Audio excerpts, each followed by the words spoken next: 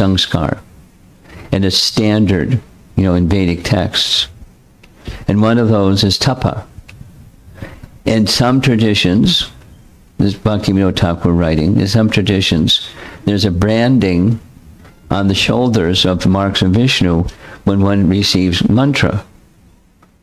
And for the Gaudiya Vaishnavas, their tapa is remorse or regret.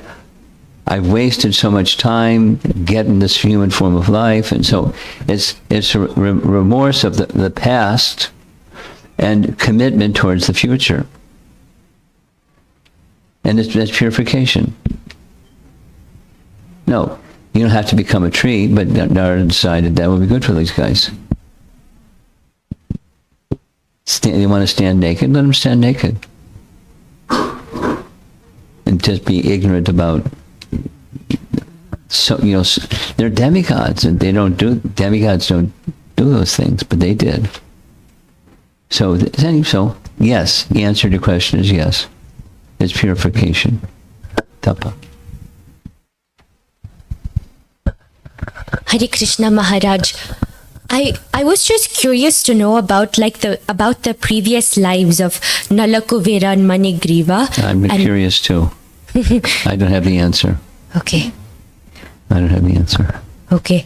I also wanted to express something like my thought process, and you can correct me if this is wrong, but I feel like the mercy that Nala Kuvera and Manigriva got, that was kind of, even though this is Narada Muni's mercy and that it's his nature to be merciful, I also felt like Nala Kuvera and Manigriva also deserved that mercy, because they were cursed to be a tree for 100 years, and I think they could have very easily taken the path of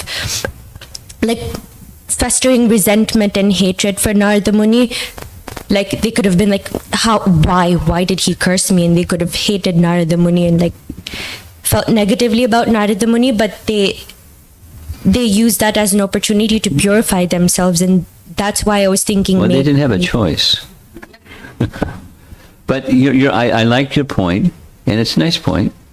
They could have flipped the other way instead of the way that they went. It's related to her question. They were in fact remorseful, but circumstantially they didn't really have a choice. They could have just been like steam coming out of their leaves, saying,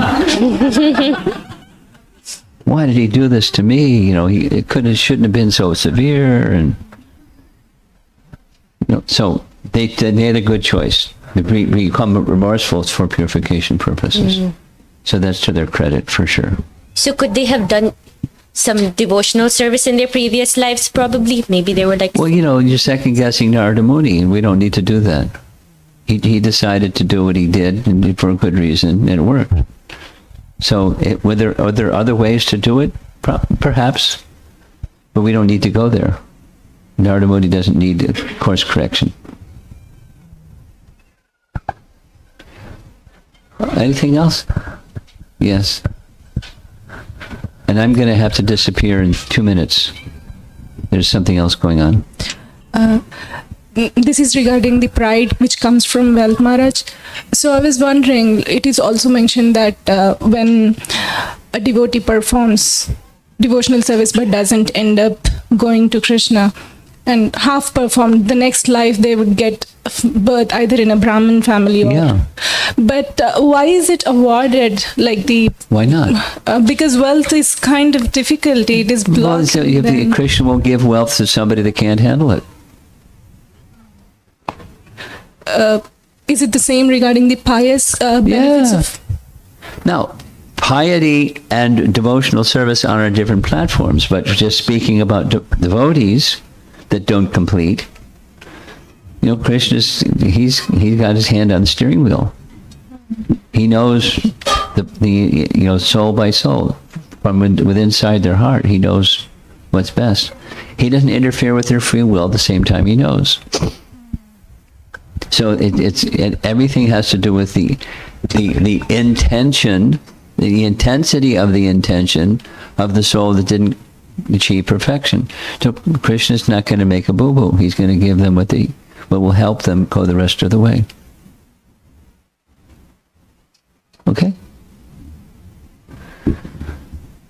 Okay, we're going to end. I have to do some of the service. So thank you all very much. I'm not going to distribute prashadam because of time.